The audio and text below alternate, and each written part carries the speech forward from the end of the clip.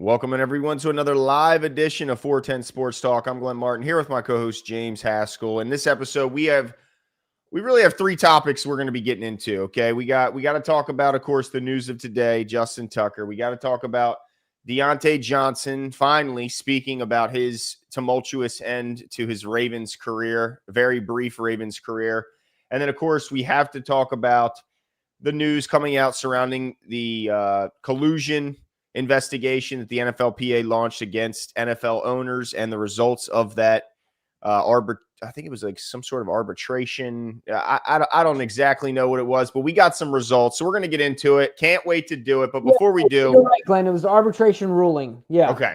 Arbitration ruling. There we go. Yeah. It's a lot of technical jargon here, guys. But we're going to try and at least let you guys know what we know about the situation. But Jimbo, how you doing tonight? Good, man. Doing good. Enjoying. We are getting some rain. I think you guys are going to have your storm, but hoping that this weather finally cools down a little bit. Yeah, man, overall doing good. What about yourself?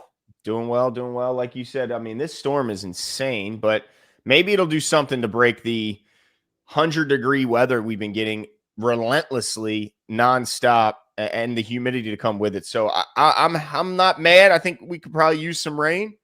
But yeah, it's not too bad. As long as the power doesn't go out. What's going on? What is this? Dresky, a.k.a. Andromeres. What's going on, buddy? Appreciate you coming out. Corey, what's going on? Chris, happy early birthday. Hope you have a great one tomorrow. King Blaze, what's going on, buddy? But yeah, I mean, a lot of Ravens news, Jimbo, for being probably the quietest month typically of the off season, I would say. There's a lot to talk about here in Baltimore Ravens land, and we'll start with the news that dropped today here, Jimbo. I'm going to throw it up on the screen so we can react, and shout out to Jeff Zrebick for kind of consolidating all this information and keeping us up to date as he always does on X. As you can see here on the screen, at the bottom, we'll start at the bottom. Per the league source, per the league, I should say, former Ravens kicker Justin Tucker will be suspended without pay for the first 10 weeks of the 2025 regular season for violating the NFL's personal conduct policy. Tucker's suspension will take effect on roster cutdown day, and he's eligible for reinstatement on November 11th. And look, this should come as no surprise, right? This is kind of what the Ravens were talking about, is that they pinned this reason as the reason why, in a lot of ways they had to move on with him. They said, look, we need to get ready to make kicks. And without saying it, they knew this suspension was coming. But Jimbo, in your opinion, does this mean to you that that the NFL found something in their investigation that could lead us to believe that Justin Tucker is at least guilty to some degree of some sort of sexual misconduct or something? Yeah, I mean, certainly. I'll tell you what. Yeah, for sure. I mean, gosh dang it, I don't want to be a Justin Tucker defender at this point. The only thing that I still think is incredibly odd about this case is that I don't know. I haven't seen it, but I haven't seen reports of any civil suits. That's the only thing I think is really weird, because I feel like the burden of proof is so much lower for a civil suit, right? And get some money. Be made whole in some way through money, based on the situation. And guys, correct me if I'm wrong, I still haven't seen a civil suit. I feel like that would have been made public. You know what I mean? We would know that based on sports media outlets, Twitter and otherwise. So that's the only thing I think is odd. But yeah, I mean, there has to be some smoke, right? So the only thing I'll say, and this is not a defense, is that let's remember the NFL's number one job is to protect the shield and the image. Mm-hmm. That's their job. They don't need a reason to suspend anybody. Ultimately, they don't need, right? Goodell can do what he wants to do. You know what I mean? So, but I also believe that, how many women? 16 at this point? Yeah, I believe so. Come on. I mean, where there's smoke, there's fire. It's an awful lot of smoke, Jimbo. And you're right. The league simply, they can suspend someone off almost just embarrassment, right? Like if you embarrass the league, because people are going to put that, especially now that he's no longer a Raven, the symbol next to his name when they show or put his picture up on there is going to be an NFL shield. So when they talk about Justin Tucker, right next to his likely his picture will be the NFL shield. And so embarrassing that shield alone is all that it takes for Roger Goodell to have enough reason to suspend you.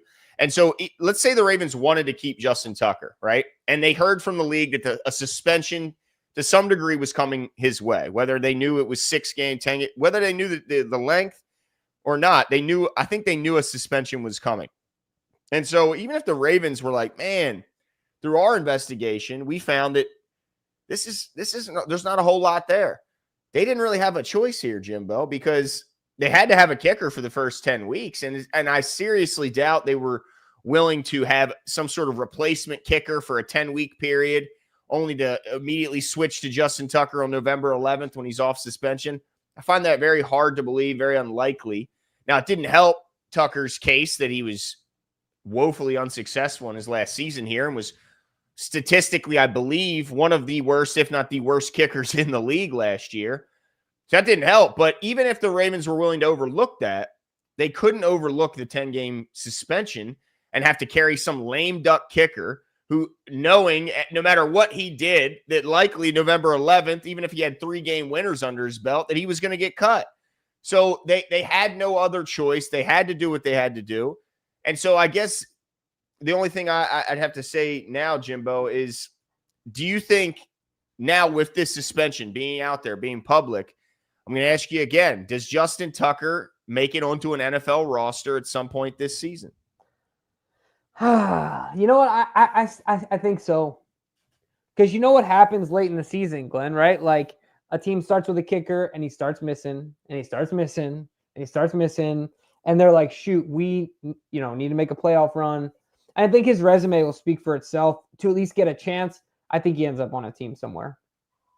Wow. Well, look, it says here, Jeff goes on to say that the league also says that Tucker is free to try out and sign with a team, and he's eligible to attend training camp and even play in the preseason, which would be laughable to see him kicking in the preseason. But he is eligible. But Tucker's suspension, regardless, will start on the 26th, whether he's on a team or not. And you can see here a response from Rob Roche, which is Justin Tucker's agent, saying, "We are disappointed with the NFL's decision. Justin has always strived to carry himself in a way that would make his family and community proud. He stands by his previous statements. In order to put this difficult episode behind him and get back on the field as soon as possible, we've advised Justin to accept this resolution and close this matter." Part 3, he goes on to say, "The people who know Justin best, his character, and understand that while he remains fully committed to excellence as a football player, he is deeply dedicated to his most important lifetime roles as father, husband, and friend." So he still denies, but he's willing to accept the punishment, Jimbo. Does that do anything to tell you whether or not he's admitting to any sort of guilt, or do you think it is at least possible that someone who is completely innocent could take this stance, accept the punishment, even knowing I'm completely innocent? Yeah, I don't know. That's such a hard question. You give me the hard. You wouldn't take it because you wouldn't take. I know Jimbo. Yeah, ain't accepting crap if he ain't guilty. No, that's true. I mean, that's absolutely true. It's just so hard to like fight the powers that be. How do you fight the shield when people have talked about it before? Well, ironically, we're kind of in this situation today. But when the legislative group and when the balance of powers is not a thing, right? Yeah. When the guy that made the law is the executor of the law and the sheriff and all that, right? Like it all comes to Goodell. Mm-hmm. Like, what can he actually do? You know what I mean? Because there's no, it's not going through the courts for Goodell to make a decision. No, there's no other body or group of people who can overrule him, right? Yeah. So anyway, yeah. I can understand why. I guess I can't understand. I don't know, dude. I don't know. I have no better answer than I don't know right now. I think it's going to be really interesting to see if a team is willing to bring him in the summer, or if this is a team that is like, look, we're only going to will desperation lead to maybe a tryout or some sort of. I think it happens. Right. So around the time where he's already reinstated, the suspension is behind him, and a team maybe a kicker pulls his groin in week 15. Exactly. Okay.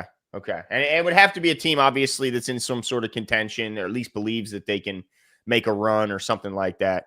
Yeah. I could see that. Man, that's I just find it like I don't know what his other avenues of like if there's an appeal process, if there's something the NFLPA can do and get behind him. But if I'm innocent, it's awfully hard for me to accept a 10-game suspension when it's a whole bunch of horse manure. So I find it at least a bit like maybe I'm wrong in assuming this, that at least maybe he did something or said something that was at least something he's a little embarrassed by and doesn't want maybe coming out or doesn't want more stuff. I don't know, but man, at 10 games, Ravens had no choice, so can't blame them. That's for sure. Yeah. And can't blame them because they also didn't put themselves in this situation.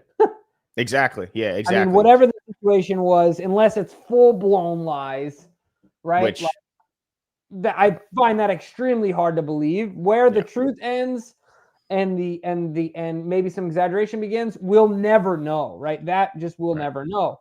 But full-on lies, no chance. Right. So to your point, I mean, there must have been something that he's certainly embarrassed about and just wants to get this thing over with, right? Yeah. Yep, exactly. So move on. Hopefully Tyler Loop is the next Justin Tucker. And, hopefully the Ravens found one. And maybe maybe we see him on a different team this season and maybe in the playoffs. We'll see. But either way, he's no longer a Raven. All right, let's move on. I got to get your opinion on this next thing here, Jimbo, because, man, we finally heard from Deontay Johnson, his side of the story after the tumultuous end to his Ravens career. He ends up, leaving and then coming back kind of, but not really with the team. And the Ravens were hoping to get a comp pick, but they ultimately don't get that either. And so we finally heard Deontay Johnson's side of the story. Mm-hmm. So I'm going to put this up here and we're going to listen to it together and you can tell me, we're going to react throughout, of course. So this is Deontay Johnson talking about his time and how it ended with the Ravens. Tell me if you can hear it, Jimbo. Just give me a thumbs up. Yeah. That was a tough situation for me. I love the players and stuff. I love the organization. So loves the players and loves the organization. That was real tough. He loves them both. It was really, really tough, Deontay. It just wasn't for me. But it's not for him. Just going in, I checked out mentally. And Jimbo, he checked out mentally going in, right? And this is a guy, I just want to point this out. I'm going to pause throughout because this is crazy. This is a guy going from a last place team, the laughing stock of the league, the Carolina Panthers, going to the Ravens, who at that point had the best offense in the league, had the MVP at quarterback. I mean, were virtually unstoppable. He checked out right when he got there. Going from the worst team in the league to the best team in the league with the best offense, he's already checked out, but he loves the players and loves the organization. Okay, what do you have to say? Yeah, I just felt like it's a mental game. I wasn't getting used, you know what I'm saying? And I wouldn't say used as being selfish. Jimbo, he's not selfish. I want you to know that, Jimbo, this is not selfishness. Right. Okay. No. So don't get it twisted. This is like those people that say, man, humility is so important. I'm so humble. Yes, really. Oh my gosh. Imagine being this delusional. You just got to a team. You came from the worst team. You go to the best team, a team that was number one on offense. So it's not like they were scratching and clawing on offense and were desperate for help and talent. They were doing just fine. They just got you as an insurance policy in case Zay or Bate were to go down. Man, it'd be nice. This guy's got some talent. He's on a trashy team. Maybe this will No, he's not selfish though. It's feeling a part of a team. Yeah. I just checked out, and then that one game I told him I wasn't going in. Do you want to talk about that? We can. That's a pretty wild story. It's kind of it's kind of funny. I wasn't getting into no run plays, no Jimbo, how long was he here before he was complaining? I don't know, but it felt like 2 weeks, 3 weeks max. He just got here. Bruh, you got to learn the playbook. You got to they have to find how they're going to fit you into the offense. did he expect to become the number 1 wide receiver on the best offense in football the week he got traded here? Right. Like, dude, what are we talking about here? You came from the Carolina Panthers. Bro, give it a second. He's pass and plays on nothing. Wasn't it cold as shit? You said? Yeah, it was cold. So I'm on the sideline, just standing there, like just going to the heater back and forth, like just waiting to hear my name called. Yeah. So fourth, like end of. So look, he was standing about here. He was waiting to hear his name called, right? Waiting. Soon as he gets his name called, third, going into the fourth or whatever. They're like, "Tay, we need you." I'm like, nah, I don't think it's to me. I'm thinking, like, I don't think it's a good idea for me. Like, Jimbo, I thought he was waiting to hear his name called. What was he? Was he waiting just to say no? Right. Oh my gosh! It's just the entitlement drives me crazy, Jimbo. Like, I really hope he learned something from this. I hope he learned and ate some humble pie, because wow, this guy thinks he's something else. There's zero chance. Yeah, right? It's because he's still talking about it like this. He could just simply say, it was a dumb decision of mine. Yeah. And move on. That's it. Think about like my legs. I don't want to go out there and put bad stuff on film. Right. And it's not like I didn't want to go in the game, but it's not that, Jimbo. It's not what you think. He's not selfish, and it's not that he didn't want to go into the game. That's not it. And he loves the team and he loved the players. You got to think, like, leading up to this point, I've been through so much. And like you said, man, you were kind of checked out. I checked out mentally. I was like, whatever happens, happens. Like, I was just rolling with the punches at that time. So I told him I wasn't going in. I was like, I understand what you're saying, like, but I'm not going to go in. So I just sat on the bench. And then that's when they suspended me. And then I came, after the suspension, they excused me from team activities. Yeah, they did. And they got him up out of here. I mean, unbelievable to think, like, you're immediately going to be inserted. You're going to be a top option on the team. You're going to be a large target share getter on the best offense in football that's just covered. I mean, everyone on the field is a bunch of talent who wants the ball and is hungry for the football. And yet Deontay Johnson, coming from the worst team in football, expects to walk in day one and unseat Zay, unseat Bateman, pass Mark Andrews, pass Isaiah Likely. He's just going to zip past all those guys, Jimbo, right to the front of the line and be catching touchdowns from Lamar Jackson. That is the delusional amount of entitlement that is it's just shocking. Like, wow, dude. What? Like, it's just I just don't get it, man. Like, if he would have just came in, did his job, he would have gotten in the game. Like, and when we needed him the most, when we had an injury at the receiver position, he was too big of a baby to go in the game. And can you imagine, Glenn? He plays good soldier at the beginning. Imagine him being a playoff hero for this team for the rest of the year. Zay goes down. Yes. He goes in the playoffs. He's our number 2, basically, right? Yes. I mean, goodness gracious, no offense to what's the dude's name? He had like 4 catches in the playoffs or whatever. Miller? Yeah, no knock on him, but no. If he's getting the ball, Deontay Johnson can surely expect to get the ball at that point. Yeah. And all he had to do was just play good soldier, do his job, do what he had to do when his number was called upon. And who knows what would have happened. Certainly he wouldn't be in the contract situation that he is right now. No, and to think that this helped him, like I see somebody in the comments, like this is their livelihood. Exactly. Right. He buried his own livelihood. You think this NFL helped teams, his money? You think this helped? Right. You think NFL teams, employers, any of you guys, if you go to a job interview and the first thing you talk about is when you're going on vacation and what your breaks are and the stipulations upon which you're willing to work, you will never get that job. No. Like, what are we talking about here? If you start a new job and your boss is like, hey, somebody called out, you want an extra shift? How do you think you're going to gain favor with your boss? Like, just think about that outside the NFL context. This is their job. Dude, your job is to play football. What you're saying is, I don't want to work. Mm-hmm. Crazy. Tanked his own value. He said it at the end of this interview himself. He got one offer. One very small offer for the level of talent that this guy actually has. One offer from the Browns, guys. There's 32 teams. He got one offer from a bad team and it was not nearly the market value he should have gotten if you just base it on his talent. And why is that? Because of that right there. I mean, it's unbelievable. Like, it's unbelievable. Jimmy's totally right. He would have had an opportunity in the playoffs because at that point, Zay wasn't playing. He was out of the whole game. And then Bateman gets banged up in the game. He would have had an opportunity to become the hero, the playoff hero. But no. Instead, he was whining. And what did that lead? Less money in his pockets. So it's crazy. Like, it just makes zero sense. Like, for him, for the team, like, nobody won under this. It was silly. It was bad. It was silly. So Stupid. I hope he learned. That's the thing.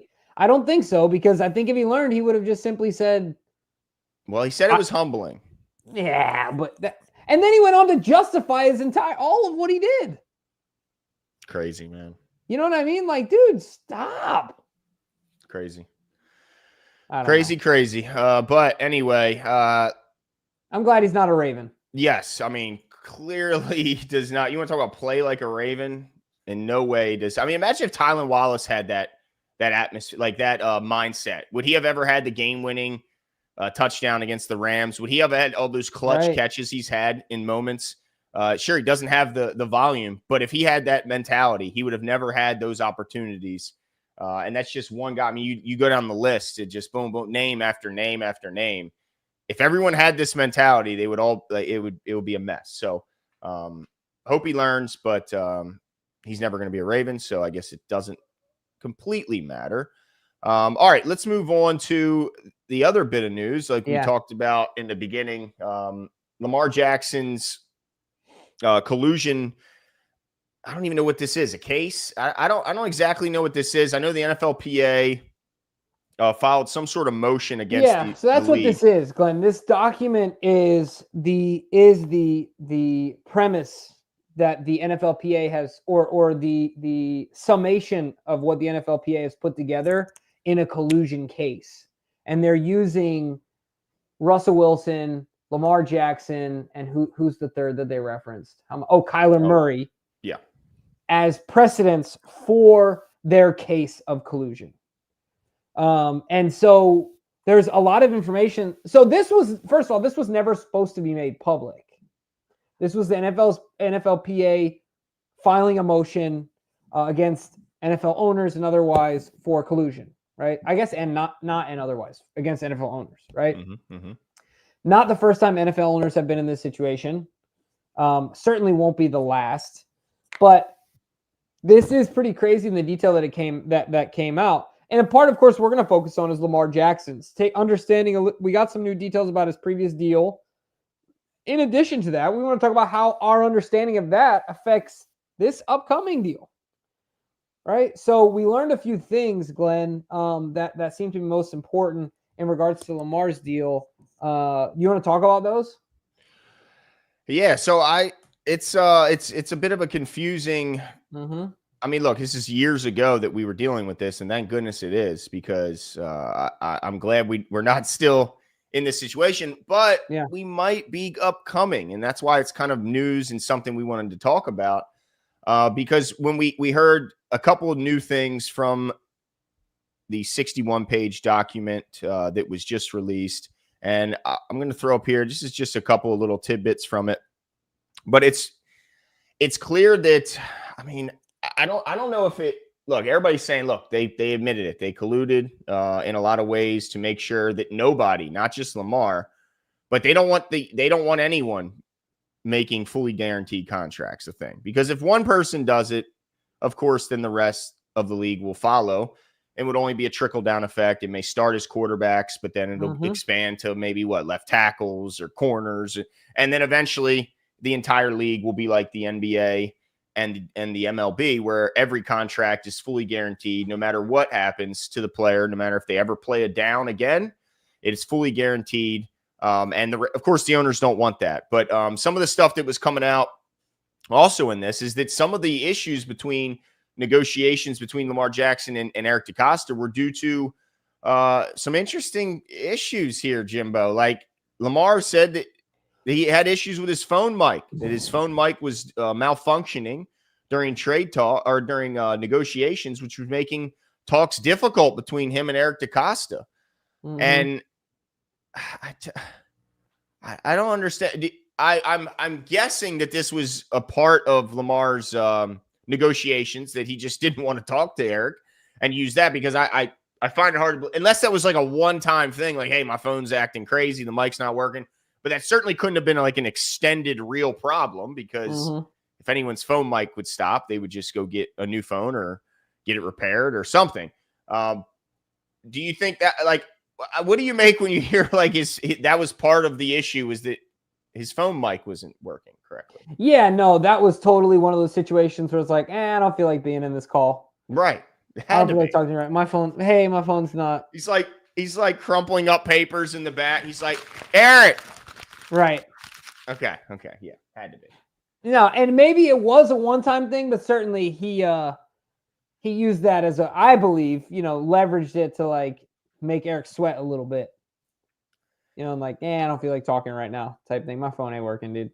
Yeah. The other thing too, Lamar could have just wanted to have text conversations so he could think about his response. That's a good point. And kind of walk through it that way, right? Instead of being in a situation where he could feel like maybe he's at a disadvantage in talking with a guy who does this for a living, right? Like Eric has made a career off of making these negotiations favorable for the Ravens. Good point. So maybe it just makes more sense to be, in text and email and stuff like that, so he can be more thoughtful and get people with, that he's working with around him to work with him on it. Not that he needs it, but like I would be doing that, right? Yeah. Like if I were in that situation. No doubt. I can see that. He also says he was demanding a fully guaranteed contract, and you see in the text that he continued to say he was going to keep demanding a fully guaranteed contract, but also went on in the same text to say that I understand why, that you guys don't want to do this, and look, there's no shock that the league doesn't want guaranteed contracts. And it's because of, a big part of that is the example that was set by Deshaun Watson, and the return on that contract has been terrible for the Browns, right? Like they went out on a very shaky limb. They signed him to so much more guarantees. Normally when you see increases in guarantees, you see by small amounts, 0.1 or $1 million or just enough. They leapt it way ahead. What was it, 70 million or 8? It was insane how much more in guarantees than that Deshaun was given in comparison to second place. It wasn't even close. And that's what every NFL owner was scared about, is that, they gave all this guy this money, that he absorbs all this cap space, and he isn't a below average football player.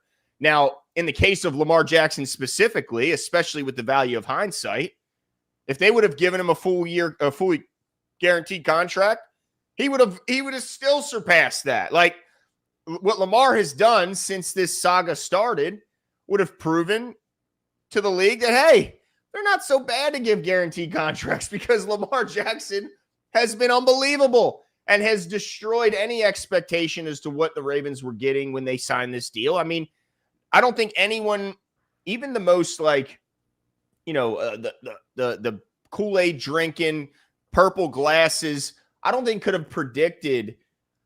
He's been so unbelievable, Jimbo. What is this? 41 touchdowns, 4 picks. Like he is a 1,000-yard rusher plus an Aaron Rodgers type thrower, a performer. Like so he would have lived up to it, is my point, Jimbo. Yeah, for sure.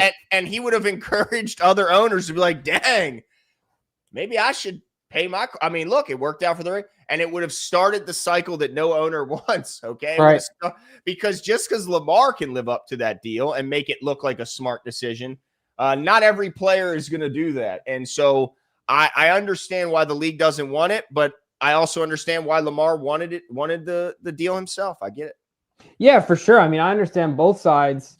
The thing that I think will be interesting in this contract, so to your point, Glenn, there's a few things to point out. The cell phone thing is comical, right? Yeah. The other part that I think is interesting, like you said, is around the fully guaranteed. Lamar was pushing for that, obviously, and there was reports that he was, reports that he wasn't. The third part of it I think is worth mentioning is that they had offered him a few 3-year deals that were fully guaranteed in the Ravens' opinion, but ultimately, right before the draft, Eric DeCosta and the Ravens are planning on Actually, there's two more things. Sorry, the Ravens are planning on moving on without Lamar, but the because he demanded a trade. Something telling is Lamar. Eric said, "Well, who would you like to be traded to?" Never gave him a list, right? Which I'm okay with. Like, I'm not knocking Lamar. He obviously wanted to stay here. Is my point. Yeah. And then the other piece of it, of course, is that right at that draft, Eric sent him over another deal. If the surprise, if he were to hear anything back that would be positive, and Lamar signed it, said yes, accepted the deal. So I think that this is going to be interesting and how the next round of negotiations go, because I want to talk about the one thing I wanted to mention is Josh. Let's talk about the Josh Allen's new deal, because I think that Josh Allen's new deal is what who's the Eagles quarterback? Jalen Hurts' previous deal was to Lamar Jackson's deal. Does that make sense? So, like, if you remember, Lamar signed right after Jalen, right, and got a little bit more money than Jalen. Yes, and that gave the Ravens precedent to stand on and say, "Hey, Lamar, you saw the recent deal, like you saw the news. We're gonna do you one better than that, right?" Like, I think that's what it makes sense in someone's head. It's easy to track, and I think that's the same thing that is going to happen here. So the total value of that contract is $330 million. Average annual value of $55 million. Of course, that is still annually behind Dak at $60 million, but the total guarantees is $250 million at $250 million, the largest guaranteed in NFL history. Of course, surpassing Deshaun Watson. And then he got 147 at signing. Fully guaranteed at signing, and got 56.7 at the moment he signed. So I guess what I'm trying to say here is that I think Lamar does a few hairs better than that in this upcoming deal. Do you think there's any chance Lamar? But Lamar's going to be pushing again for a fully guaranteed contract. Yeah, that's right? That's why we are really kind of talking about this now, is because the Ravens and Lamar are currently in a contract negotiation, and the efforts are to create additional cap space, and really talking about next season, where is expected, I think his cap number next year is somewhere around $70 to $75 million. Which obviously would be incredibly hard for the Ravens to operate with that steep of a number. So the expectation is that some deal will be made, but that's the question. Does Lamar go back to saying, I want a fully guaranteed deal? And I guess the whole part that I just wanted to quickly touch on back with the collusion stuff is that it's clear that that to me, that owners don't want fully guaranteed deals. And that's why no team, went all in to try and get Lamar Jackson. It's the only thing that would make any sense. But my whole thing is, like, why you mean to tell me there wasn't one out of 32 owners that said, man, screw all these dudes. I want to win. I don't care what your feelings are about the fully guaranteed. I mean, we saw the Browns do it with Deshaun, where I don't think the league wanted Khan. Was it Khan who owns them? I don't think the league wanted Khan to give that deal to Deshaun Watson. So I'm just shocked. You're talking about Haslam, right? Or Haslam. Yes, Haslam. Yeah. I'm just surprised that no owner said, screw that, guys. I'm going to go get Lamar Jackson and win a bunch of games. And you guys can kiss my ass about how pissed you are about contracts being guaranteed. I'm just shocked that nobody said F the rest of the owners. Yeah. I'm going to go win a bunch of games and steal Lamar from the Ravens. Yeah, no, I agree with you. It is a bit surprising. And I think teams would think after these past, 2 seasons since the deal, I think if that happens again, I think I don't know if the outcome is different as far as him staying with the Ravens, but I think that the situation, the effort from the other teams would be different for sure. Don't you think so? Yeah. Oh my God. Because now I guess there's still haters out there that are still questioning, but even the most doubtful Lamar Jackson observer has to have had all their questions about him throwing just completely answered, right? Like, there is no, what can't this guy do? He literally can do anything. You can run any offense. So yeah, I do think that now even the most stubborn doubters have to be like, all right, we get, my father hated Brady. hated Brady, like Mhm. hated him, and refused to admit that he was the GOAT until finally he went, God, it was too much evidence, Jimbo. It was too much evidence. He's like, all right, he's the GOAT. All right, I'm done fighting the battle. And so I think that's where the owners would be, or anyone in charge of giving out contracts would be. Lamar, like, all right, enough's enough. He's the best. We're going to go give him all our money, and he's going to win a bunch of games for us. So, Yeah.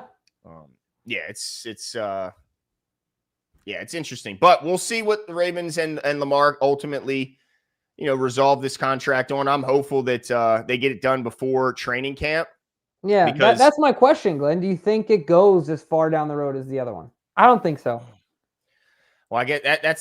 I hope it doesn't, because we know that typically Lamar's not negotiating during the season. So that means if it doesn't get done during training camp, I do believe he still operates in that light. And so I think that he'll cut it at some point, cut the negotiations. I don't know if that's, right week 1, or if it's preseason game 3, or when that will be. But I do think eventually he'll turn his attentions to the regular season and pause contract negotiations if they don't come up with a deal before the season. But I hope they do, because if not, then the heat's going to be really on this team to come up with something, because you cannot go into next season with that type of cap number and try to plan like, okay, well, if this is what we have to deal with, how are we going to field a team? I don't want to go down that route. I want to get this deal done, create additional cap space for next season so they can keep building on what looks to be maybe the most complete roster in football. Yeah. Well, these are the reasons I would hold on to for hope as far as this not going down that same path. There's more trust, I believe.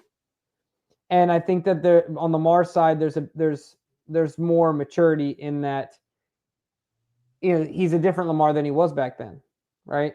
I think he's happier with the system. I think he's really happy with the offense, the offensive progress. I think he's really happy with what the team has built around him. So it's about respect at this point and appreciation for performance.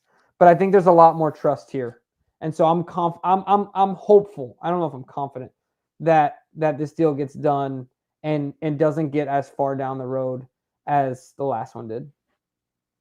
Yeah. Hopefully you are correct, and this is the season that the Ravens finally get over the hump and get past the demons in the AFC, because, man, it just feels like this team is really complete. I don't see a lot of glaring weaknesses on the entire roster. I think the biggest question mark right now might be, can they make clutch kicks when it matters most with Tyler Loop or Highland, I believe, or Hoyland out of Wyoming, whichever one, or if the kicker's not currently on this roster. I think that's very real possibility as well, although the Ravens would, of course, never say that, and they're showing all the confidence in Tyler Loop that they should be. But yeah, this season's a big one. And look, it could also lead to, if they can't get this done with Lamar, what does that mean for other guys who were hopeful to stick around? Like, I don't think any fan is thinking or hoping that this Jair Alexander is a one-time deal, a one-year deal. I think they're hoping that maybe we can find a way to keep him around, and then you got young guys like Zay, and we already talk about Likely a ton. I mean, if they can't get that number down for Lamar, I don't know how they're going to keep a lot of these young guys around that Ravens fans certainly would like to. So it's going to be an interesting one, Jimbo. Yeah, it certainly is. Make sure you guys stay tuned. Certainly Lamar Jackson, our guy, we want here to be a long time. And I think that'll happen. But look, we got to make sure that we lock him up, and I think that they'll get it done. But all that being said, we got a lot coming up for the Baltimore Ravens. And Glenn, we are yet to do our win-loss prediction for the season. So next week, we're doing it. Okay, I'm down. You know what I'm saying? We got to do it. Down. I gotta put my official undefeated prediction out there into the universe and manifest it. But I think that's all for us tonight, folks. We will talk to you soon. See you.